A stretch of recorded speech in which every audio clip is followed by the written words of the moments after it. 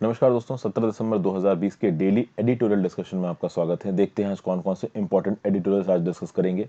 पहला editorial, a protocol of difference that is plainly injurious. Harish Khare साहब ने लिखा है, सुप्रीम कोर्ट को भी क्रिटिसाइज किया जा रहा है और हमारी रूलिंग गवर्नमेंट को भी क्रिटिसाइज किया जा रहा है। और ये आर्टिकल किस कंटेक्स्ट में? तो रिसेंटली आपको पता ही है कि जो केंद्र सरकार का सेंट्रल विस्टा प्रोजेक्ट है, जहां पे नई पार्लियामेंट बनवाई जा रही है, उसकी स्टोन फाउंडेशन चल रही है, यानी नींव पड़ती है ना, पत्थर लगाया जाता है, पहला पत्थर कि भाई यहाँ पे कोई कंस्ट्रक्शन हो रही है। तो उस, आप कह सकते हो, नींव वाली जो सेरेमनी थी, स्टोन लेइंग फाउंडेशन जो सेरेमनी थी, उसकी परमिशन दी सुप्रीम कोर्ट ने। अभी परमिशन देते वक्त सुप्रीम कोर्ट के जस्टिस एम खानविलकर ने बोला है, क्या बोला है, मतलब डिफरेंस की बात की है। और ये जो डिफरेंस वाली बात है ना, इसको मैंने करंट अफेयर्स में डिस्कस किया था। तो सुप्रीम कोर्ट के खानविलकर साहब ने गवर्नमेंट को बोला, असल में बहुत सारे केसेस सुप्रीम कोर्ट में पेंडिंग पड़े थे, बहुत सारी पार्टीज ने पिटीशन डाल रखी सुप्रीम कोर्ट ने कि ये जो सेंट्रल विस्टा प्रोजेक्ट में 20,000 करोड़ रुपए खत्म किए जा रहे हैं, ये फिजूल खर्ची है, ये खर्चा नहीं होना चाहिए। सुप्रीम कोर्ट ने कहा, सेंट्रल गवर्नमेंट ने सुप्रीम कोर्ट में इतनी पिटीशंस पढ़ने के बावजूद भी अपना कंस्ट्रक्शन चालू रखा, तोड़फोड़ चालू रखी। तो सुप्रीम कोर्ट ने एक स्टेटमेंट इशू किया सेंट्रल गवर्नमेंट को कि भाई, जब हमारे पास केस पेंडिंग है तो आप डेमोलिशन और कंस्ट्रक्शन क्यों कर रहे हैं? जब हम डिफरेंस दिखा रहे हैं तो आप डिफरेंस क्यों नहीं दिखा रहे हो? अब यहां पे हरीश खरे जी इस डिफरेंस नाम के शब्द को पकड़ के बैठ गए। हरीश खरे जी ये पता करना चाहते हैं कि सुप्रीम कोर्ट के जो जज हैं खानविलकर साहब, ये जो डिफरेंस नाम का शब्द इस्तेमाल कर रहे हैं, इसका क्या मतलब है। तो इसके बारे में कुछ पॉइंट्स है, इनको देखेंगे। नेक्स्ट है, privacy of fundamental right the state must protect. देखिए, द हिंदू में ही एक एडिटोरियल छपा था 1 दिसंबर को, जहां पे शैलेश गांधी जी और प्रशांत रेड्डी टी जी ने, होता ये है दोस्तों कि जब भी आप आरटीआई फाइल करते हो तो आप आरटीआई में अपना एड्रेस लिखते हो और वो एड्रेस आरटीआई की वेबसाइट में मेंशन होता है। तो बॉम्बे हाई कोर्ट ये बोल रहा है गवर्नमेंट को कि आरटीआई जो पर्सन फाइल कर रहा है, उसका एड्रेस आप वेबसाइट पे पब्लिश मत करिए। ठीक है, कहने का मतलब ये है कि जो भी आरटीआई फाइल कर रहा है, कभी कभी क्या होता है कि कुछ आरटीआई एक्टिविस्ट बहुत सेंसिटिव इंफॉर्मेशन पे आरटीआई फाइल करते हैं, कुछ लोग फालतू में आरटीआई फाइल करते हैं। तो जो लोग सेंसिटिव इंफॉर्मेशन के आरटीआई फाइल कर रहे हैं, वो किस एड्रेस से फाइल कर रहे हैं, तो उन आरटीआई फाइल करने वाले लोगों को ट्रैक किया जा सकता है, उनको धमकाया जा सकता है, परेशान किया जा सकता है। इसलिए बॉम्बे हाईकोर्ट क्या बोल रही है कि आरटीआई फाइल करने वाले आदमी को अपना एड्रेस मेंशन करने की जरूरत नहीं है, और एड्रेस मेंशन कर भी रहा है तो उसको वेबसाइट पे दिखाने की जरूरत नहीं है। इसके अगेंस्ट में शैलेश गांधी और प्रशांत रेड्डी टी साहब ने जो 1 दिसंबर 2020 को एडिटोरियल लिखा था, वहां पे बोला कि बॉम्बे हाई कोर्ट का डिसीजन गलत है। लेकिन इस आर्टिकल में ऑथर बोल रहा है कि बॉम्बे हाई कोर्ट का डिसीजन सही है। तो दोनों व्यू पॉइंट्स को इस आर्टिकल में मैं आपके सामने कंपेयर करूंगा। नेक्स्ट है, एक्सीलेंस इन डाइवर्सिटी। देखिए, रिजर्वेशन केवल जॉब्स में नहीं है, रिजर्वेशन, आप देखिए, रिजर्वेशन एजुकेशन सिस्टम में भी है, जॉब्स में भी है। तो आईआईटीज का एक्सपेंशन हुआ है 2008 से, उसके बाद से बहुत सारे आईआईटीज खुल गए, तो वहां पे काबिल फैकल्टीज की जरूरत होती है। तो कहीं ना कहीं रिजर्वेशन की होने की वजह से प्रॉपर फैकल्टी मिलने में प्रॉब्लम हो रही है। तो उसके लिए क्या सॉल्यूशन किया जा सकता है, वो इस आर्टिकल में बताया जा रहा है। तो इसको देखेंगे। कहीं ना कहीं अप्रोच में गलत चीज पॉइंट आउट कर रहे हैं ऑथर, क्या चीज पॉइंट आउट कर रहे हैं, जिसके बारे में पता करते हैं। फिर ये एनएफएचएस 5 के कुछ डाटा फिगर्स हैं। ऑलमोस्ट सारे डाटा फिगर्स में पहले आपके साथ बात कर चुका हूं, यहां पे इनको रिपीट नहीं करना चाहूंगा। नेक्स्ट है, फार्म प्रोटेस्ट को लेके। अभी फार्म बिल्स को लेके देखिए, इस आर्टिकल में ऐसा कोई भी पॉइंट नहीं है जो मैंने पहले आपके साथ बात नहीं की है। लेकिन कहीं ना कहीं कल कुछ स्टूडेंट्स ने मुझसे कमेंट करके और मेल करके बोला कि सर, फार्म बिल्स को आप जरूर डिस्कस करें, उसको ना स्किप करें। तो ठीक है भाई, इसको एक बार फिर से इसके ऊपर एक कर्सरी लुक मार लेंगे, नहीं छोड़ते हैं इसको। फिर वर्ल्ड ट्रेड ऑर्गेनाइजेशन में जो अगले डायरेक्टर जनरल है, उनका इलेक्शन हो रहा है और दोनों वुमेन खड़ी हैं। एक वुमेन है नाइजीरिया की, एक वुमेन है साउथ कोरिया की। तो जो भी प्रेसिडेंट बनेगा, डायरेक्टर जनरल बनेगा अभी के लिए डब्ल्यूटीओ का, वो एक वुमेन होगी। उसके सामने क्या क्या चैलेंजेस होगी, इसके लिए वर्ल्ड ट्रेड ऑर्गेनाइजेशन की इंटरनेशनल ऑर्गेनाइजेशन में जो मैं वीडियो बनाऊंगा, जल्दी आ जाएगी 2-3 दिनों में, उसमें मैं आपको वो सारे फैसेट्स कंप्लीट करके दे दूंगा। तो अलग से इस आर्टिकल को यहां डिस्कस करने की जरूरत नहीं है। और नेक्स्ट, ये आखिरी article, the long road to food security. भाई, यहां पे इंडिया की फूड सिक्योरिटी को लेके, इंडिया में जो भूख की प्रॉब्लम है, ठीक है, हंगर की प्रॉब्लम है, इसको लेके कुछ बहुत ही अच्छे स्टैटिस्टिक दिए गए। तो ये स्टैटिस्टिक्स आपके एग्जाम्स की पर्सपेक्टिव से एनीवेज इंपॉर्टेंट है, तो इन स्टैटिस्टिक्स को तो हम लोग कवर करेंगे ही। तो 5 आर्टिकल्स आज हम लोग मैं आपके साथ डिटेल में कवर करने वाला हूँ। आगे बढ़ने से पहले वीडियो पर लाइक का बटन, अगर अब तक आपने चैनल को शेयर और सब्सक्राइब ना किया हो तो बिल्कुल कर दे। मेरे द्वारा बनाई गई और वीडियोस को देखने के लिए और मुझे हेल्प करने के लिए आप ज्वाइन बटन दबा के चैनल के मेंबर बन सकते हैं। इंस्टाग्राम पे फॉलो कर लीजिए, आपकी जेन्युइन डाउट्स जवाब दूंगा। टेलीग्राम ग्रुप ज्वाइन कर लीजिए, वहाँ पे आपको इस लेक्चर की PDF मिल जाएगी। प्लीज़ इस वीडियो को लाइक और शेयर जरूर करें दोस्तों। बार बार इसलिए बोलता हूँ क्योंकि केवल 10 से 25% के बीच के बच्चे ही एक वीडियो को लाइक करते हैं जितने व्यूज आते हैं। जितना ज़्यादा लाइक करोगे उतना ही मुझे मदद मिलेगी आपके लाइक करने में क्या जा रहा है। चलिए तो देखते हैं भाई यहाँ क्या बोला जा रहा है इस पहले आर्टिकल में। 8 दिसंबर को द हिंदू में एक न्यूज छपी थी, the SC not for central Vista inauguration. अभी उसमें AM खानविलकर साहब जो कि सुप्रीम कोर्ट के जज हैं, जस्टिस AM खानविलकर साहब ने क्या बोला ये सुनिए। We thought we were dealing with a prudent litigant and deference will be shown. We have shown deference to you and expected that you will act in a prudent manner. The same deference should be shown to the court and there should be no demolition or construction. यानी कि यहाँ पे खानविलकर साहब सरकार को क्या बोल रहे हैं कि हमने आपके प्रति डेफरेंस दिखाई है तो आप भी हमारे प्रति डेफरेंस दिखाइए। अब इस डेफरेंस का यहाँ पे क्या मतलब है? सेंट्रल विस्टा प्रोजेक्ट का कंस्ट्रक्शन हो रहा है, 20,000 करोड़ रुपए का प्रोजेक्ट है। जब उस सेंट्रल विस्टा प्रोजेक्ट के अगेंस्ट पेटिशन पड़ी हुई है सुप्रीम कोर्ट में, तो जब तक सुप्रीम कोर्ट अपना डिसीजन नहीं दे देता तब तक गवर्नमेंट को सीधी सीधी बात है कोई भी कंस्ट्रक्शन या डेमोलिशन किसी भी स्ट्रक्चर को तोड़ना नहीं करना चाहिए। ये एक लॉजिकल बात है। पर अब यहां पे सुप्रीम कोर्ट क्या बोल रहा है? सुप्रीम कोर्ट ये बोल रहा है हमने आपके प्रति डेफरेंस दिखाई। तो सबसे पहले तो यहां पे हरीश खरे जी क्वेश्चन कर रहे हैं कि कौन सी डेफरेंस दिखाई।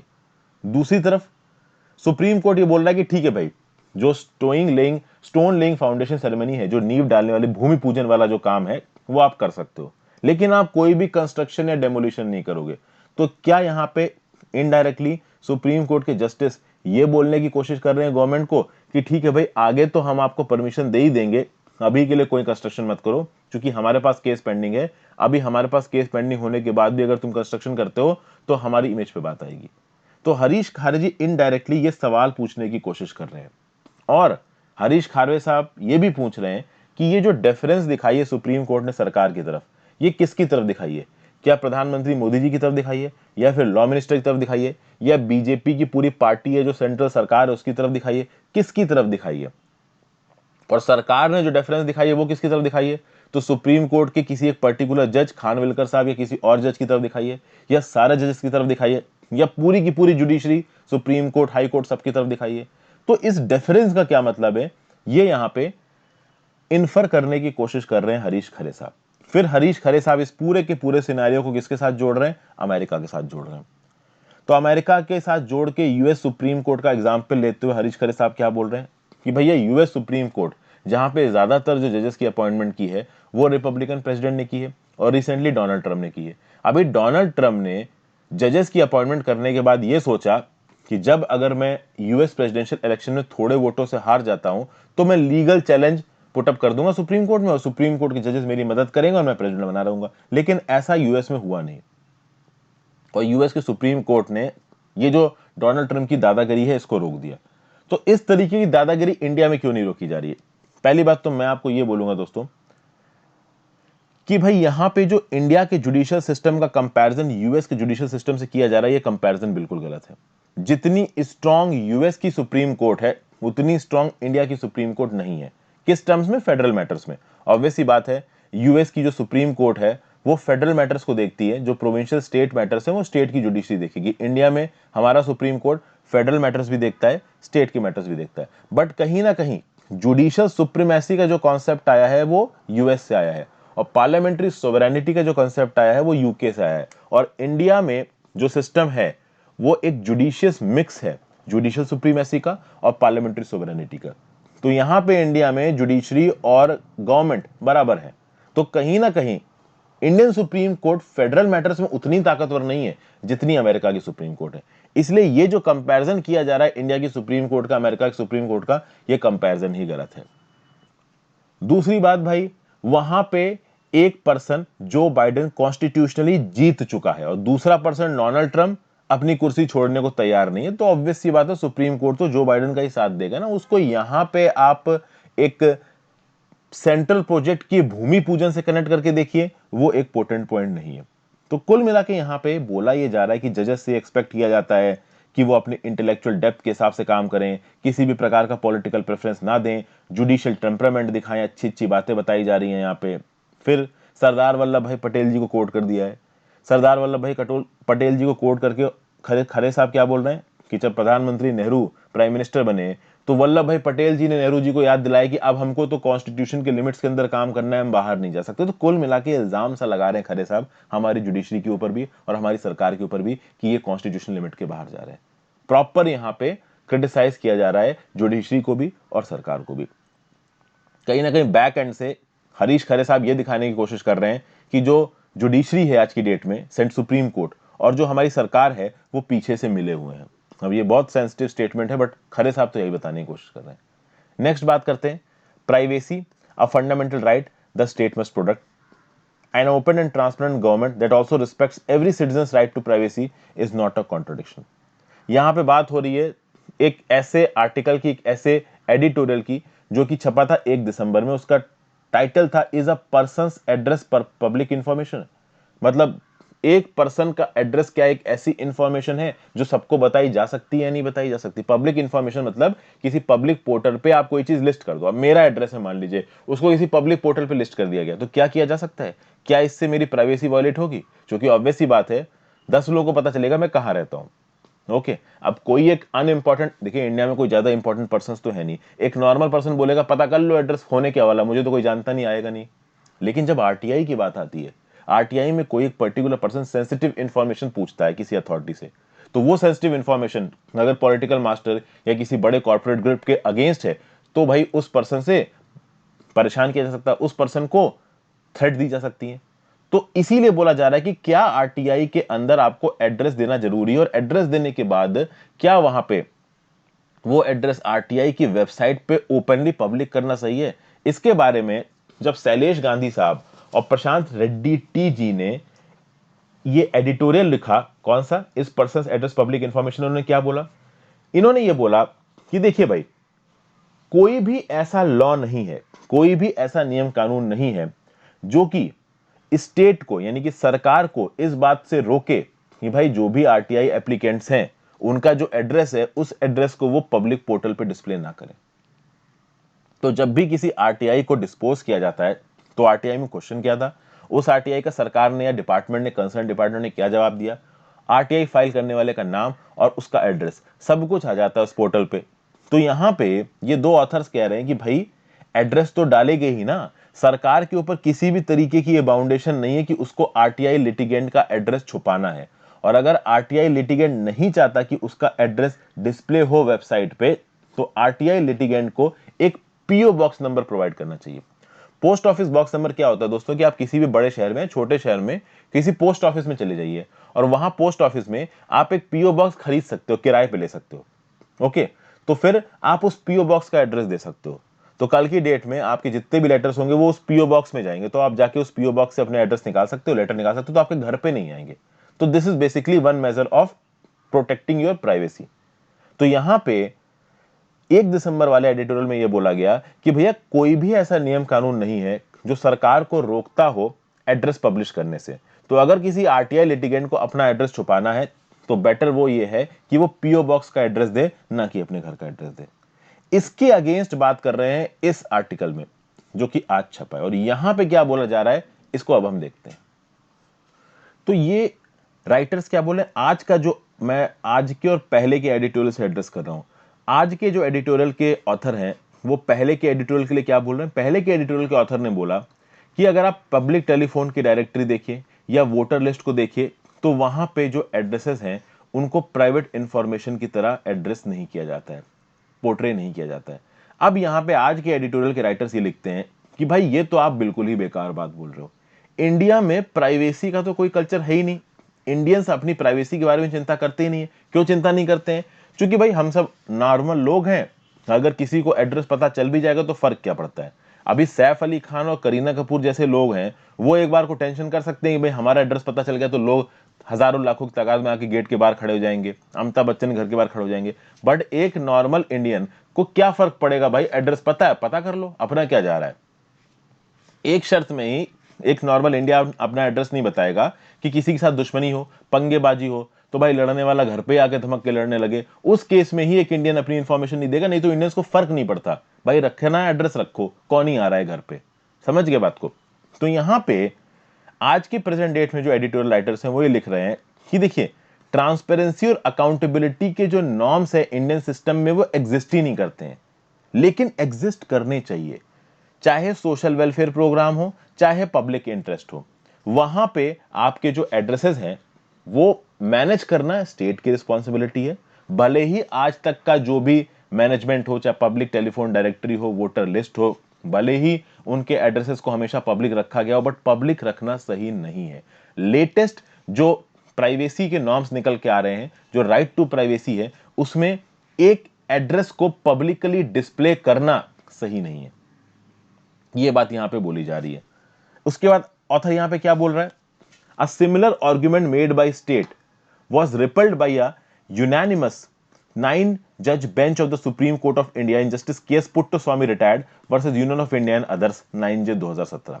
मतलब कि एक पर्सन की पब्लिक इंफॉर्मेशन, एक पर्सन की पर्सनल इंफॉर्मेशन, उसके एड्रेसेस वाला ओपनली डिस्प्ले ना किए जाए, इसके फेवर में Supreme Court of India in Justice KS Puttaswamy versus Union of India and others में बोला था। यानी यहां पे भी जो सरकार थी, सरकार ने, यूनियन ऑफ इंडिया ने ये बोला कि भाई देखिए किसी पर्सन का एड्रेस एक पब्लिक इंफॉर्मेशन है, तो सुप्रीम कोर्ट ऑफ इंडिया ने KS Puttaswamy versus Union of India and others में बोला कि नहीं भाई, एक पर्सन का एड्रेस उसकी पर्सनल इंफॉर्मेशन है, पब्लिक इंफॉर्मेशन नहीं है। अगर आज की डेट में आप बात करो तो भैया आरटीआई जैसी चीजों में किसी पर्सन का एड्रेस ओपनली लिखा हुआ है तो उसको परेशान किया जा सकता है, हार्म्स को एग्रीवेट किया जा सकता है। तो उसने किसी बड़े कॉर्पोरेट या सरकार के अगेंस्ट कुछ उल्टा सीधा लिखा है जो कि सरकार की सिचुएशन को और उस कॉर्पोरेट की सिचुएशन को खराब कर सकता है, तो गलत तरीके से, अनएथिकल मील से ये लोग, ये ताकतवर लोग उसको परेशान कर सकते हैं। पहली बात तो यहां पे ये बोली गई। तो डाटा प्राइवेसी होनी चाहिए। Data privacy, digital data privacy की बात नहीं कर रहा हूं मैं, उस डाटा की बात कर रहा हूं कि आपका पर्सनल इंफॉर्मेशन पब्लिकली ना डिस्प्ले किया जाए, चाहे वो डिजिटली पब्लिकली ना पब्लिश किया जाए या फिर किसी फोन डायरेक्टरी या कहीं पे भी पब्लिकली ना पब्लिश किया जाए। ये कहां बोला गया, ये KS Puttaswamy versus Union of India and others में बोला गया। पहली बात तो ये केस याद रखना। दूसरी बात यहां पे ध्यान से पढ़िएगा, थोड़ा समझना इसको ट्रिकी हो सकता है। Second, the writers may be correct in stating that the High Court decisions do not exposit their reasoning from the first principles of transparency or privacy. However, they fail to see the line of reasoning that justifies the decision from the recognition of citizens having an interest in guarding their addresses as personal private information, unauthorized or mandatory disclosure of such personal information constituting an infringement, privacy being a fundamental right that the state must respect and protect, and any state action has to be justified on the four-pronged test articulated in the 9-judge bench of Puttoswamy। क्या बात बोली जा रही है? देखिए recently ये जो Bombay high court के जजमेंट के अगेंस्ट ये आर्टिकल लिखा गया था 1 दिसंबर को, बॉम्बे हाई कोर्ट ने जजमेंट क्या दिया? बॉम्बे हाई कोर्ट ने जजमेंट दिया कि अगर आरटीआई में पब्लिकली आप किसी का एड्रेस डिस्प्ले कर रहे हो तो ये राइट टू प्राइवेसी का वायलेशन है। ठीक है भाई, अब राइट टू प्राइवेसी का वायलेशन कैसे है? अगर इस आर्टिकल के, मतलब आज के आर्टिकल के जो ऑथर्स हैं उनका व्यू पॉइंट अगर आप सुनोगे तो वो क्या बोल रहे हैं कि भाई जस्टिस पुट्टुस्वामी केस में 4 रैशनल्स दिए गए थे, 4 प्रॉन्ग टेस्ट दिया गया था, जिसके बेसिस पे आप ये पता करोगे कि भाई पर्सनल इंफॉर्मेशन को पब्लिकली डिस्प्ले करना क्या राइट टू प्राइवेसी का वायलेशन है। तो वो रिक्वायरमेंट्स क्या है? Banking of law. तो क्या किसी लॉ में ये लिखा हुआ है कि आप किसी पर्सन की पर्सनल इंफॉर्मेशन को पब्लिकली डिस्प्ले कर सकते हो? फिर the law being in pursuance of a legitimate state purpose, क्या वो लॉ सच में कोई एक पब्लिक पर्पस को बेसिस पे ही एक पर्सन की पर्सनल इंफॉर्मेशन को पब्लिकली डिस्प्ले कर रहा है? फिर the proposed action having a rational nexus to such purpose, the extent of infringement being necessary and proportionate to purpose constitute that test. कहने का मतलब ये है कि ये 4 चीजें केएस पुट्टुस्वामी में बोला गया है कि एक लॉ होना चाहिए, उस लॉ को पर्टिकुलर स्टेट पर्पस के लिए इन्वोक किया जाए, क्या रेशनैलिटी है एक पर्सन की पर्सनल इंफॉर्मेशन को पब्लिकली डिस्प्ले करने का, और जिस हद तक पब्लिक पर्पस इंपॉर्टेंट है उस हद तक ही आप इंफ्रिंजमेंट करें, उस हद तक ही उस पर्सन की पर्सनल इंफॉर्मेशन को पब्लिकली डिस्प्ले करें जिस हद तक पब्लिक पर्पस के लिए वो नेसेसरी है। और आरटीआई के अंदर जो क्वेश्चन आप पूछ रहे हैं केवल वही पर्पस है। आरटीआई जिसने फाइल की है उसका एड्रेस किसी भी प्रकार से पब्लिक पर्पस में नहीं आता है। पब्लिक पर्पस में क्या आता है कि भाई आरटीआई के अंदर अगर कोई सवाल पूछा गया है और वो सवाल पब्लिक इंटरेस्ट से डील करता है तो दैट सवाल इज इंपॉर्टेंट। उस पर्टिकुलर लिटिगेंट का जिसने आरटीआई फाइल की उसका नाम and address are not important. बस यही बोला जा रहा है इस केस पुट्टुस्वामी केस में, और यही आज के एडिटोरियल ऑथर्स बताने की कोशिश कर रहे हैं कि भाई आरटीआई फाइल हुई, आरटीआई के अंदर जो सवाल पूछे गए अगर वो लॉ के ऊपर सवाल उठाते हैं, अगर वो किसी पब्लिक पर्पस के ऊपर सवाल उठाते हैं तो वो इंपॉर्टेंट है। ये इंपॉर्टेंट नहीं है कि किसने फाइल की और एड्रेस क्या है। समझ गए? ये सब बातें यहां पे बताई जा रही हैं। और इस पर्टिकुलरली इसी चीज से रिलेटेड एक चीज अभी और न्यूज में रही है। हैदराबाद हाईकोर्ट की रूलिंग आई थी अभी इस साल के शुरुआत में। हुआ क्या था? हुआ यह था कि उत्तर प्रदेश सरकार ने कुछ एक्शन लिया। सिटीजनशिप अमेंडमेंट एक्ट के दौरान जो प्रोटेस्ट हुए उसमें बहुत सी पब्लिक प्रॉपर्टी को तोड़ा गया। तो उत्तर प्रदेश सरकार की पुलिस ने इन्वेस्टिगेशन की। इन्वेस्टिगेशन में जिन लोगों का नाम निकल के आया जिन्होंने पब्लिक प्रॉपर्टी को तोड़ा, उत्तर प्रदेश गवर्नमेंट ने ओपनली उनके पोस्टर्स लगाए और यह लिखा कि ये वो लोग हैं जिन्होंने पब्लिक प्रॉपर्टी को तोड़ा था। उनके पर्सनल डिटेल्स तक वहां पे पब्लिश करके रखे गए थे। तो अब यहां पे उन लोगों ने गलत किया। अभी गलत किया सही किया वो एक अलग बात है, उस पर हम लोग बाद में जाते हैं। बात यह है कि भाई आपने एक पर्सन जिसके ऊपर इल्जाम है कि उसने पब्लिक प्रॉपर्टी को तोड़ा है, उस पर्सन की पूरी इंफॉर्मेशन को ओपन डोमेन में रख दिया, पूरी डिटेल्स के साथ, एड्रेस सबके साथ। तो हैदराबाद हाई कोर्ट ने यहां पे क्या बोला कि ये गलत किया आपने। आपको ये अधिकार नहीं है कि जिसके ऊपर कोई इल्जाम भी लगा है आप उसको पब्लिकली बदनाम करो। बेसिकली दिस इज पब्लिकली बदनाम करना। क्योंकि इनकी पर्सनल डिटेल्स में जिन्होंने भी पब्लिक प्रॉपर्टी को तोड़ा था, इनके फोटोग्राफ्स थी, इनके नाम्स थे, इनके एड्रेसेस थे।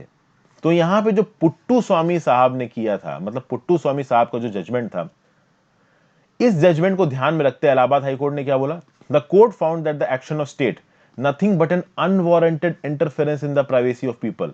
The high court observe that neither was there a law which empowered the state to put up such posters with personal details, nor there was any legitimate aim that a democratic state could pursue for which such action could be deemed necessary and proportionate. Therefore, the pertinent question is whether the state has lawful power to publish information that a citizen may consider private and not merely somewhat fulfilling questions that the writers pose. क्या कहा जा रहा है यहाँ पे? Citizenship amendment act के protest में जिन लोगों ने भी पब्लिक प्रॉपर्टी को तोड़ा, उनकी पर्सनल इंफॉर्मेशन उनके नाम के साथ, एड्रेसेस के साथ, फोटोओं के साथ ओपनली डिस्प्ले कर दी यूपी सरकार ने। तो यहां पे पुट्टू स्वामी केस का जजमेंट क्या बोलता है? पुट्टू स्वामी केस का जजमेंट बोलता है कि अगर आप कोई एक्शन ले रहे हो तो क्या वो एक्शन किसी लॉ में लिखा है? तो भाई नहीं लिखा है। तो किसी भी पर्सन जिसके ऊपर इल्जाम लगाया उसकी फोटो, नाम और एड्रेस को ओपनली छाप देना, ये किसी लॉ में नहीं लिखा है। प्लस ओपनली छाप देने से होगा क्या? कुछ नहीं होगा। क्या पब्लिक इंटरेस्ट सर्व हुआ ओपनली छाप देने से? आपने उन पर्संस का नाम ओपनली छापा, इससे उनकी बदनामी हुई। उनकी बदनामी होने से कोई पब्लिक इंटरेस्ट नहीं होगा। इसीलिए इलाहाबाद हाई कोर्ट ने उत्तर प्रदेश सरकार के इस स्टेप को क्रिटिसाइज किया। तो ये पुट्टू स्वामी केस के जजमेंट को लेके इलाहाबाद हाई कोर्ट ने उत्तर प्रदेश सरकार को डांट लगाई, उत्तर प्रदेश सरकार के एक्शन को इलेजिटिमेट बोला। ये पर्टिकुलर इंफॉर्मेशन याद रखना है, ये बहुत पोटेंट पॉइंट्स हैं जो कि किसी आंसर में आप कोट कर सकते हो। और एंड में घूम फिर के हम उसी चीज पे आ जाते हैं, तीसरी, section 8(1) clause J, section 8 clause 1 sub clause J of the RTI act to assert that there is an obligation to disclose personal information where such information be an access to public activity। यानी 1 दिसंबर को जिन लोगों ने editorial लिखा था उन्होंने RTI act के section 8 clause 1 sub clause जे को coat किया और बोला कि भाई इस पर्टिकुलर सेक्शन के अंदर स्टेट के ऊपर एक ऑब्लिगेशन है कि उनको पर्सनल इंफॉर्मेशन डिस्क्लोज करनी है उन केसेस में, मतलब आरटीआई फाइल करने वाले की पर्सनल इंफॉर्मेशन डिस्क्लोज करनी है उन केसेस में जहां पे पब्लिक एक्टिविटी इन्वॉल्व है। लेकिन प्रॉब्लम यह है कि क्या पर्सनल इंफॉर्मेशन में उस पर्टिकुलर पर्सन का नाम और एड्रेस भी आता है? तो क्या भाई उसके नाम और एड्रेस को कोट करने से पब्लिक एक्टिविटी या पब्लिक इंटरेस्ट पे कोई फर्क आ जाएगा? जैसा कि मैंने आपको पहले बताया, उसने जो सवाल पूछा है वो सवाल तो पब्लिक इंटरेस्ट और पब्लिक एक्टिविटी में इंपॉर्टेंट है। तो आरटीआई क्यों फाइल हुई, क्या आरटीआई का कंटेक्स्ट है, ये बताना जरूरी है। लेकिन आरटीआई किसने फाइल की, क्या ये बताना जरूरी है? क्योंकि आरटीआई किसने फाइल की उससे बदला निकाला जा सकता है। इसीलिए यहां पे ये बोला जा रहा है कि section 8 clause 1 sub clause J It allows disclosure subject to public information officer making a case by case judgment on whether larger public interest is served by disclosing such personal information. यानी कि जो particular PIO है, public information officer है, जो कि हर government department में होता है, उसका प्रेरोगेटिव होता है, उसका डिस्क्रिप्शन होता है इस बात को डिसाइड करना कि क्या एक पर्सन जिसने आरटीआई फाइल की है, उसका नाम, उसका एड्रेस, उसकी पर्सनल इंफॉर्मेशन देने से क्या सच में पब्लिक इंटरेस्ट सर्व हो रहा है कि नहीं हो रहा है। अगर नहीं हो रहा है तो उसको पब्लिश नहीं करना चाहिए, अगर हो रहा है तो ही पब्लिश करो। और कहीं ना कहीं यहां पे आप देखिए कि आरटीआई में इसी सेक्शन में, यानी सेक्शन 8 क्लॉज 1 सब क्लॉज जे में एक ऐसा प्रोविजन भी है जो कि ये बोलता है कि आप पर्सनल इंफॉर्मेशन को डिस्क्लोज नहीं करेंगे अगर उस पर्सनल इंफॉर्मेशन को डिस्क्लोज करने से अनवारंटेड इन्वेजन ऑफ प्राइवेसी हो रहा है। तो भाई पब्लिक इंफॉर्मेशन को, पर्सनल इंफॉर्मेशन को पब्लिकली डिस्पोज किया भी जा सकता है, नहीं भी किया जा सकता है। ये डिपेंड करता है on the description of the public information officer जो कि उस आरटीआई को हैंडल कर रहा है। कुल मिला के आज के एडिटोरियल के ऑथर ये बोलना चाहते हैं, जितना ज्यादा हो सके उतना ज्यादा बेटर रहेगा कि आप एक पर्सन की पब्लिक इंफॉर्मेशन को डिस्क्लोज ना करें। तो दोनों फैसेट्स बता दिए। 1 दिसंबर वाले आर्टिकल के भी फैसेट्स आपको पता चल गए, आज के आर्टिकल के भी फैसेट्स पता चल गए। आज के आर्टिकल का सार क्या है कि भाई किसी ने आरटीआई फाइल की है, उसका कंटेंट ज्यादा इंपॉर्टेंट है, जिसने फाइल की है उसका नाम और एड्रेस ज्यादा इंपॉर्टेंट नहीं है। क्योंकि उसका नाम और एड्रेस बस उसको धमकाने में ही प्रयोग होगा, ऑब्वियस सी बात है, और किसी चीज में प्रयोग होने वाला है नहीं। अगर स्टेट गवर्नमेंट या सेंट्रल गवर्नमेंट जहां पे भी आरटीआई फाइल की है, अगर उसको कुछ जानकारी पूछनी है तो वो जानकारी बैक एंड से भी बुला के पूछ सकते हैं। चलिए भाई अगले आर्टिकल चलते हैं। Excellence in diversity, equal opportunity and universal education can make affirmative action meaningful. भैया आईआईटी सिस्टम की यहाँ पे बात हो रही है। अगर बात की जाए तो देखिए आईआईटीज को एक्सपेंड किया गया था, पहले बहुत लिमिटेड आईआईटीज थे, 2008 के बाद आप देखोगे एकदम से बहुत सारे आईआईटीज आ गए।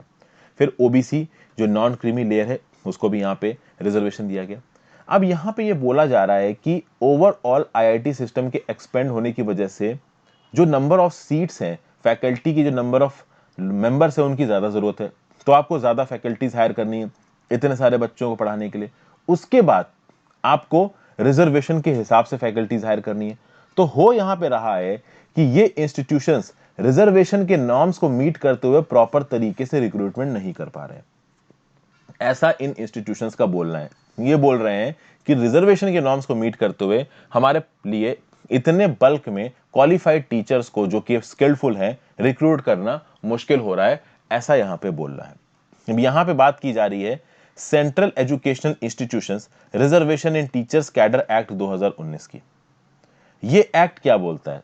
The IIT must fulfil the important goal of affirmative action while making appointments. यानी जब आपको अपॉइंटमेंट करने हैं आपको रिजर्वेशंस का ध्यान रखना है, साथ साथ स्किल और क्वालिटी का भी ध्यान रखना है। अभी दोनों चीजों में प्रॉब्लम ये हो रही है कि जो डिमांड है टेक्नोलॉजी रिसर्च ग्रेजुएट्स की और जो अवेलेबिलिटी है टेक्नोलॉजी रिसर्च ग्रेजुएट्स की रिजर्वेशन को ध्यान में रखते हुए उसमें एक मिसमैच आ रहा है, जिसके चलते क्वालिफाइड टीचर्स मिल नहीं पा रहे।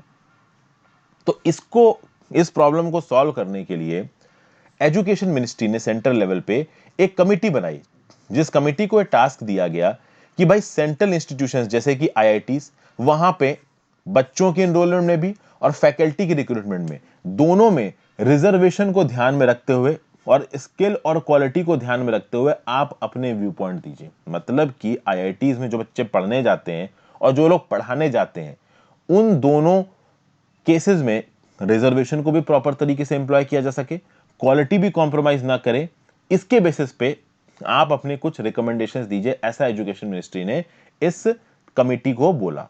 इस कमिटी के हेड थे आईआईटी दिल्ली के डायरेक्टर। जब इस कमिटी ने अपनी रिपोर्ट दी, कमिटी ने यहां पे दो बातें बोली हैं, 2 ऑप्शंस दिए।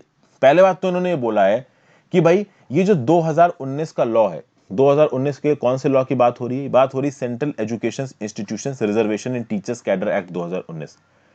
इस लॉ के रिस्पेक्ट में ये कमिटी बोलती है कि आप आईआईटीज में as far as faculties concern, आप ये 2019 के लॉ के अंदर जो कोटा है ना, इसको हटा दीजिए। अगर आप रिजर्वेशन लॉज देखोगे दोस्तों, तो रिजर्वेशन लॉज में साफ साफ लिखा है कि जब बात आती है इंस्टीट्यूट्स ऑफ एक्सीलेंस की, जब बात आती है रिसर्च इंस्टीट्यूशंस की, जब बात आती है institutions of national and strategic importance की, यहां पे रिजर्वेशन नहीं है, यहां पे सिर्फ मेरिट के बेसिस पर अपॉइंटमेंट होंगे। तो ये पैनल बोल रहा है कि अगर आईआईटीज में रिजर्वेशन के चलते प्रॉपर फैकल्टीज नहीं मिल पा रही हैं तो आप एक काम करो, ये 2019 वाला जो लॉ है वो आप आईआईटी के ऊपर एप्लीकेबल ही मत करो। आईआईटी में आप कोटा रखो ही मत, आईआईटी में आप केवल मेरिट बेस एंट्री रखिए। पहली चीज तो ये बोलने की कोशिश कर रहे हैं। दूसरा क्या बोल रहा है, to provide reservation to specified grades of assistant professor taking the institution as a whole. यानी कि कुछ पर्टिकुलर ग्रेड्स में, फॉर एग्जाम्पल आप कह सकते हो कि केमिकल इंजीनियरिंग में, या फिर आप कह सकते हो मैकेनिकल इंजीनियरिंग में, तो grade wise, engineering wise, stream wise overall आप असिस्टेंट प्रोफेसर्स में रिजर्वेशन रख सकते हैं। मतलब कि रिजर्वेशन की कंडीशंस को यहां पे रिलैक्स किया जा सकता है।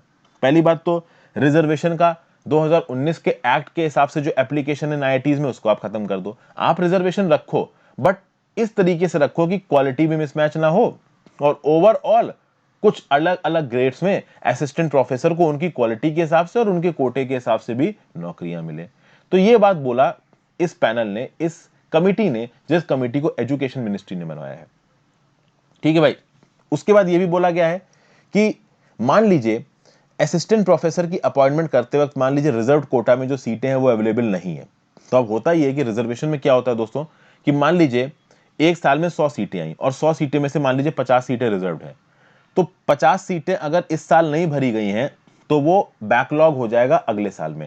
अगले साल में भी वो 50 सीटें आप रिजर्व कोटे से ही भरोगे, उसको आप जनरल कोटे से नहीं भर सकते। तो यहां पे ये कमेटी क्या बोल रही है कि मान लीजिए किसी एक साल में रिजर्व कोटे की सीटें नहीं भर पाती हैं तो अगले साल उन रिजर्व कोटे की सीटों को आप जनरल कैटेगरी के रिक्रूटमेंट के थ्रू भी भर सकते हो।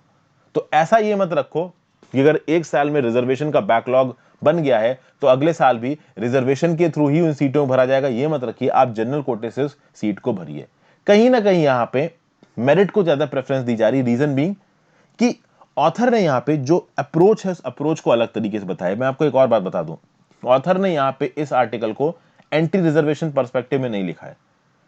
ऑथर ने यहां पे इस आर्टिकल को किस पर्सपेक्टिव में लिखा है वो अब आपको पता चलेगा।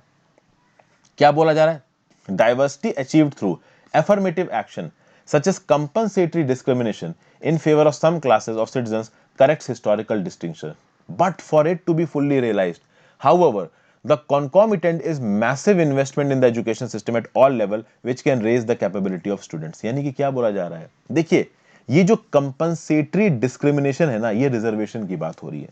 हमारे देश में वो क्लासेस जिनको हमेशा से दबाया गया उनको सरकार ने रिजर्वेशन दिया और रिजर्वेशन देना बिल्कुल जरूरी था। लेकिन यहां पे ऑथर क्या बोल रहा है कि भाई रिजर्वेशन के बेसिस पे आप किसी को उनके हिस्टोरिकल इनजस्टिस से बचा सकते हैं, हिस्टोरिकल डिस्टॉर्शन को करेक्ट कर सकते हो, बट लॉन्ग टर्म में अगर आपको लोगों की काबिलियत बढ़ानी है तो आप रिजर्वेशन से नहीं बढ़ाओगे। लॉन्ग टर्म में लोगों की काबिलियत तभी बढ़ सकती है जब आप एजुकेशन सिस्टम में हर लेवल पे हर क्लास के बच्चे के लिए मैसिव इन्वेस्टमेंट करिए ताकि बच्चे खुद अपनी काबिलियत के ऊपर आ पाए। तो आज की डेट में अगर किसी कोटा में कट ऑफ कम जा रहा है, अगर आप मान लीजिए जनरल कैटेगरी है और शेड्यूल कास्ट है और कोई एग्जाम हो रहा है, वहां पे शेड्यूल कास्ट का कट ऑफ मान लीजिए जनरल कैटेगरी से थोड़ा कम गया, कल की डेट में अगर आप एजुकेशन लेवल इस हद तक बढ़ा दो कि शेड्यूल कास्ट के अंदर ही जो कट ऑफ है वो बहुत ऊपर जाने लगे, तो वो इक्वालिटी, मतलब रियल बेसिस में एजुकेशन में इक्वालिटी कब जाएगी, जब रियल में जब एग्जाम हो रहा होगा वहां जनरल कैटेगरी का कट ऑफ और शेड्यूल कास्ट कैटेगरी का कट ऑफ और बाकी जितनी भी कैटेगरीज हैं सबका कट ऑफ अगर बराबर आने लगे ना, तब हम उस लेवल पे पहुंचेंगे जहां पे हमको रिजर्वेशन की जरूरत ही नहीं पड़ेगी। अभी के दिन में तो रिजर्वेशन को काफी पॉलिटिसाइज भी किया जाता है और रिजर्वेशन को पॉलिटिसाइज करने के चक्कर में होता यह है कि जो सच में रिजर्वेशन डिजर्व करते हैं उनको पता ही नहीं होता है कि उनके लिए ऐसी कोई सुविधा है। वो गांव में आज भी फंसे हुए हैं और जो थोड़े वेल ऑफ हैं वो रिजर्वेशन का फायदा उठा लेते हैं। तो यहां पे इक्वलिटी लाने की बात हो रही, इक्विटेबल ट्रीटमेंट की बात हो रही कि आप एजुकेशन को इस लेवल पे बढ़ा दो कि आने वाले समय में रिजर्वेशन की जरूरत ही ना पड़े। तो क्या बोला जा रहा है, it is now widely recognised that substituting traditional privilege with opportunity and the right facilities dispels the myth of innate merit. Such an approach ensures justice for those who are deprived। वही सब बातें यहां पे बोली जा रही हैं कि भाई आप एक इंसान की काबिलियत को बढ़ाने पे ज्यादा फोकस दो, ना कि उसको कुछ बेनिफिट देने पे। क्योंकि बेनिफिट देने वाला जो फॉर्मूला है वो पॉलिटिकल है और काबिलियत बढ़ाने वाला फॉर्मूला है वही हमारे देश को लॉन्ग टर्म में आगे लेके जाएगा। ये सब बातें यहां पे बोली गई हैं। फिर देखिए आगे क्या कहा जा रहा है। फिर ये जो मिनिस्ट्री की कमेटी बनी थी, एजुकेशन मिनिस्ट्री कमेटी, ये और क्या बोलती है, It recommends a government-sponsored preparatory program at the IITs, which can help candidates eligible for reservation to get acquainted with high-quality academic work and optionally prepare for PhD if they aspire to be teachers. तो भाई वो बच्चे जो कि IITs में आना चाहते हैं, उन बच्चों के लिए क्या बोला जा रहा है कि वो बच्चे जो IITs में आना चाहते हैं, वो बच्चे जो रिजर्वेशन के लिए एलिजिबल है, उनके लिए एक अलग से प्रिपरेटरी प्रोग्राम चलाया जाना चाहिए, क्योंकि कहीं ना कहीं ये बच्चे आज की डेट में डिसएडवांटेज है जनरल कैटेगरी के। हालांकि जनरल कैटेगरी में सारे बच्चे एडवांटेज नहीं है, लेकिन फिर भी कुछ ऐसे बच्चे होते हैं जिनके पास कोचिंग के एवेन्यूज, हर प्रकार के एवेन्यूज अवेलेबल है, कुछ बच्चे जिनके एवेन्यूज अवेलेबल नहीं है। तो जो उन बच्चे रिजर्वेशन के लिए एलिजिबल है, उनको भाई अलग से आप प्रिपरेटरी प्रोग्राम में एनरोल करवाइए, जिसके थ्रू वो बच्चे आईआईटी में आने के बाद अपने आप को हाई क्वालिटी एकेडमिक वर्क में इन्वॉल्व कर सके, और अगर आने वाले समय में उनका मन बनता है पढ़ाने का, तो वो पीएचडी करके टीचर भी बन सके। ओके, तो इंपरेटिव क्या है? Considering that such graduates will help fill not just vacancies in the IIT, but also aid the large number of technical education institutions that aspire to research excellence, government must aim for progressive redistribution, for which policy should actively expand equal opportunity, starting with strong liberal public school system. This will strengthen diversity, lay the foundation for the kind of scholarship that needs the excellence need. बस वही सारी बातें बोली जा रही हैं कि भाई कैसे आप रिजर्वेशन के बेनिफिट्स को प्रॉपर पॉलिसी के साथ जोड़ के ओवरऑल हमारी जो एजुकेशन की क्वालिटी है इसको ऊपर कर सकते हैं। ये सार है एक्चुअली में इस आर्टिकल का। ठीक है भाई, फिर चलते हैं अपने अगले आर्टिकल की तरफ। इस आर्टिकल में देखिए कुछ ज्यादा खास है नहीं। A million reasons to march, the farmers movement is now a battle not just for the peasantry but also for justice and dignity. कुछ खास नहीं बताया गया। आपको पता ही है कि पंजाब में फार्मर्स एजिटेशन कर रहे हैं, हजारों की तादाद में दिल्ली की बॉर्डर पर खड़े हैं, अंदर घुसने की कोशिश कर रहे हैं। फिर ये बताया गया कि कौन कौन से 3 बिल पास कराए गए, कब लोकसभा से पास हुए, कब राज्यसभा से पास हुए। प्रॉब्लम ये है कि जब ये पास हो गए ना, इनके ऊपर कोई इन्फॉर्म डिबेट नहीं हुई, और जब इनके ऊपर कोई इन्फॉर्म डिबेट नहीं हुई, जब भी कोई बिल बहुत ही हेस्ट में बिना किसी इन्फॉर्म डिबेट के पास किया जाएगा, तो क्या हो सकता है वो आज की डेट में आपको देखने को मिल रहा है। अब भाई अगर एग्रीकल्चर सेक्टर की रिफॉर्म्स की बात की जाए, तो एग्रीकल्चर सेक्टर के रिफॉर्म्स के बारे में बहुत लंबे समय से बातचीत चल रही है। कई रिफॉर्म्स सरकार ने करने की कोशिश भी की है, बट जितने भी रिफॉर्म्स हुए हैं वो लोगों के हालात को, लोगों की प्रॉब्लम्स को एक लिमिट से ज्यादा सॉल्व नहीं कर पाए हैं। प्रॉब्लम कैसे सॉल्व हो सकती थी कि अगर एग्रीकल्चर सेक्टर में वर्क में मैकेनाइजेशन हो रहा है, तो वो लोग जो कि एग्रीकल्चर सेक्टर में इन्वॉल्व हैं उनको मैन्युफैक्चरिंग सेक्टर या सर्विस सेक्टर में आप शिफ्ट करिए, वो भी नहीं हो रहा है। कैजुअल लेबर फोर्स बढ़ रहा है। कोविड-19 के समय पे ऑलरेडी एम्प्लॉयमेंट कम हो रहा है, उस समय पे आप लेबर कोड पास करा रहे हो, फॉर्म बिल पास करा रहे हो, जो कि वर्कर्स और फार्मर्स दोनों की, आप कह सकते हैं कि कंफ्यूजनेस को, दोनों की परेशानी को और ज्यादा बढ़ा रहा है। अगर आप बात करो तो कोविड-19 के समय का इस्तेमाल करके सरकार ने फार्म बिल पास करा दिए, इंडस्ट्रियल रिलेशन कोड पास करा दिया, जिससे इंडस्ट्रियल एस्टैब्लिशमेंट को ज्यादा फायदा मिल रहा है, लेबर को ज्यादा फायदा नहीं मिल रहा है। तो इन सब चीजों के चलते सरकार के प्रति जो लोगों की घृणा है, खासकर वर्कर्स और फार्मर्स की घृणा है, वो बढ़ रही है। ये मैं नहीं बोल रहा हूं, ये इस आर्टिकल में लिखा है। जो आर्टिकल में लिखा है वो मैं आपको बता रहा हूं। फिर कहानी में भी लिखा हुआ है कि पंजाब और हरियाणा के जब फार्मर्स दिल्ली की बॉर्डर पहुंचे, तो पुलिस वाले पूछ रहे हैं दिल्ली क्यों जाना चाहते हो, फार्मर्स बोल रहे हैं कि हम लोग भाई अपना प्रोटेस्ट कर रहे हैं। तो पुलिस वाला बोलता है कि 101 तरीके हैं प्रोटेस्ट करने के, तो फार्मर्स बोल रहे हैं कि तुम एक तरीका बता दो, बाकी 99 अपने पास रखो। तो इस तरीके की बातें यहाँ पे लिखी हुई हैं। फिर भाई कुछ और पॉइंट्स लिखे हुए हैं, जैसे कि यूनियन एग्रीकल्चर मिनिस्टर और गवर्नमेंट फंक्शनरीज क्या बोल रहे हैं कि ये जो बिल्स हैं वो फार्मर को मिडिल मैन के क्लचेस से बचाएंगे, फार्मर की इनकम्स को डबल करेंगे। लेकिन फार्मर्स बोलते हैं कि इस तरीके के जो वादे हैं वो झूठे हैं, जो कि जब भी कॉन्ट्रैक्ट फार्मिंग की बात होती है, जब भी प्राइवेट प्लेयर्स की बात होती है, तो पेप्सी को कॉन्ट्रैक्ट फार्मिंग एक्सपीरियंस आप देख सकते हैं पंजाब में, जिसके चलते जो भी फायदा होता है वो प्राइवेट ऑर्गेनाइजेशंस को होता है, फार्मर्स को कोई भी फायदा नहीं होता है। इंडिया में ज्यादातर फार्मर स्मॉल और मार्जिनल फार्मर्स हैं। 2015-16 का डाटा देखा जाए पंजाब में, तो ऑलमोस्ट 1/3 जो होल्डिंग्स हैं वो मार्जिनल और स्मॉल है। मार्जिनल और स्मॉल करने का मतलब है कि 2 या 2 से कम हेक्टेयर्स ऑफ लैंड है तो स्मॉल और मार्जिनल फार्मर्स हो जाएगा।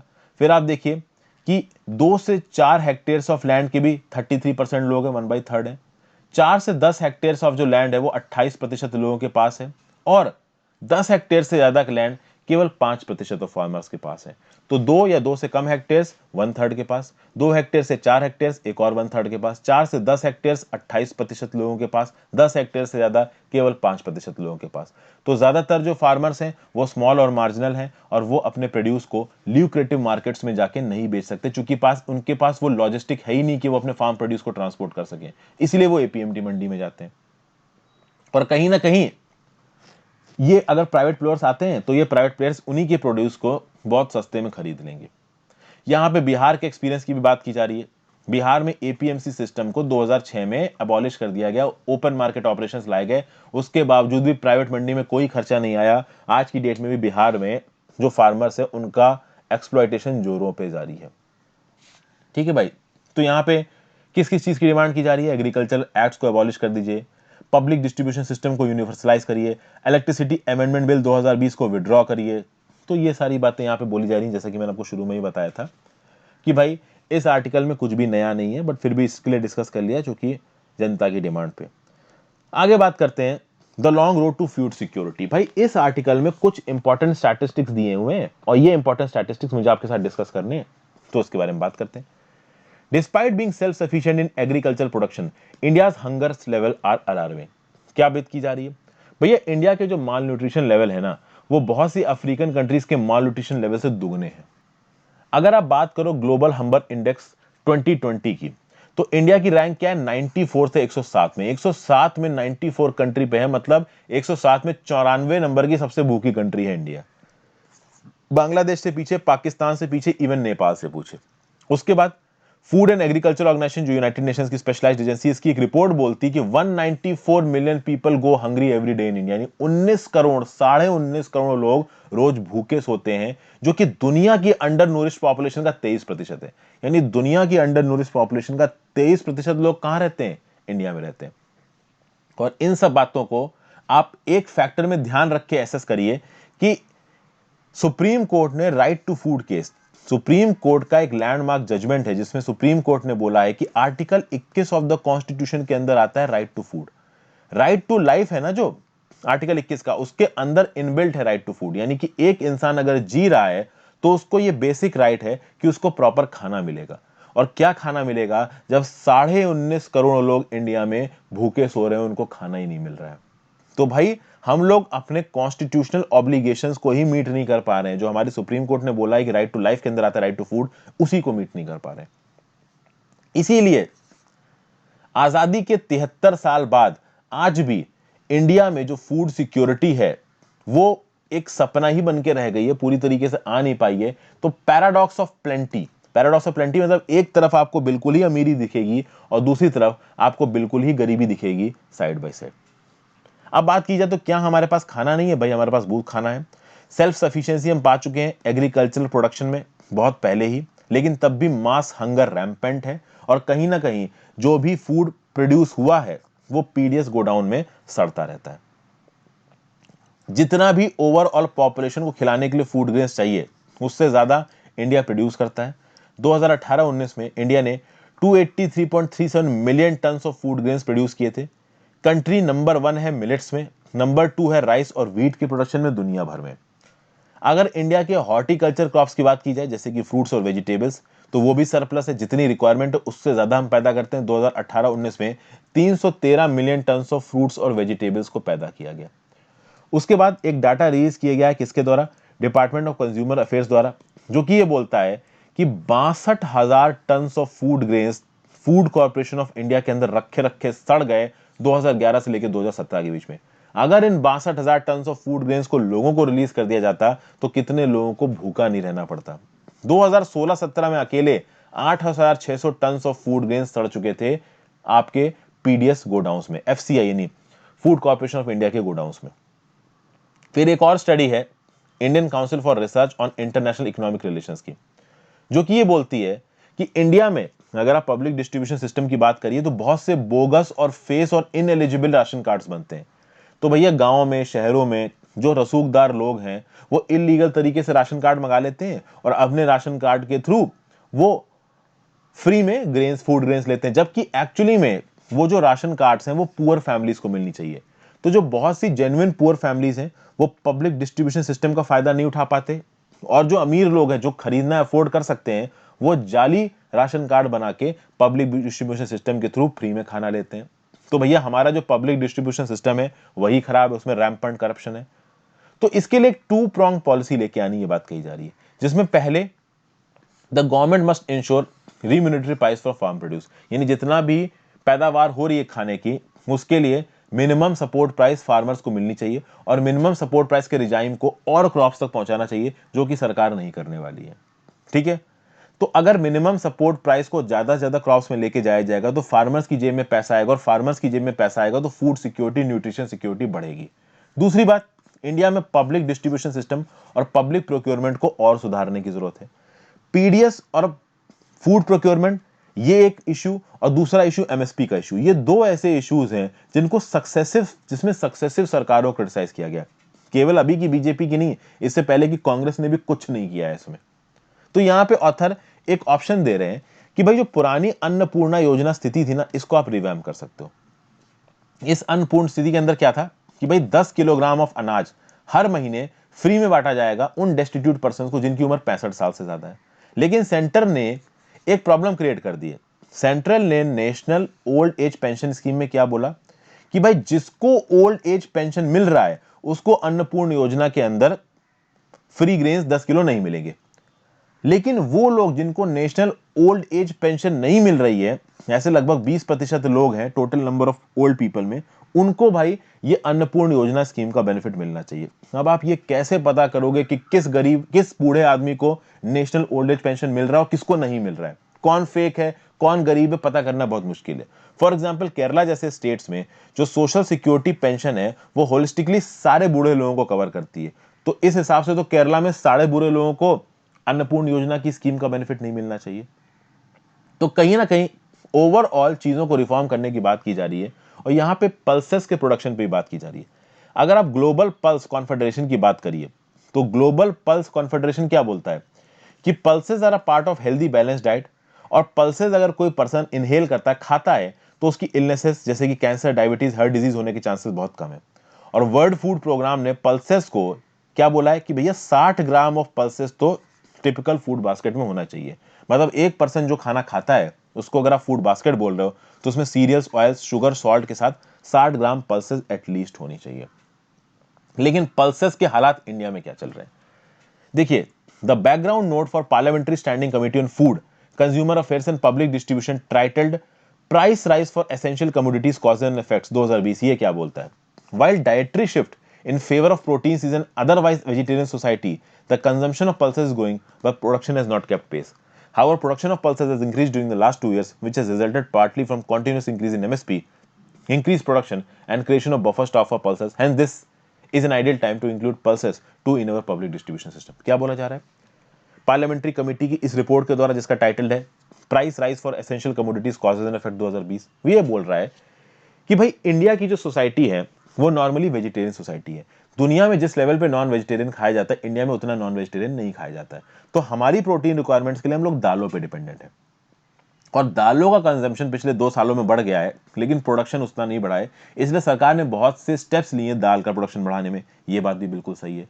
तो ऑथर यहाँ पे बोल रहा है कि दाल का प्रोडक्शन बढ़ाने के स्टेप्स के साथ साथ अब आप दाल को पब्लिक डिस्ट्रीब्यूशन सिस्टम के अंदर भी लोगों को बांटिए, और एक होलिस्टिक स्केल पे बांटिए, ताकि ज्यादा से ज्यादा लोगों को दालें अवेलेबल कराई जा सके। क्योंकि फूड एंड एग्रीकल्चर ऑर्गेनाइजेशन ने भी क्या बोला है, सॉरी, वर्ल्ड फूड प्रोग्राम ने क्या बोला है कि भाई फूड बास्केट में सीरियल्स, ऑयल्स, सॉल्ट, शुगर के साथ दाल भी होनी चाहिए।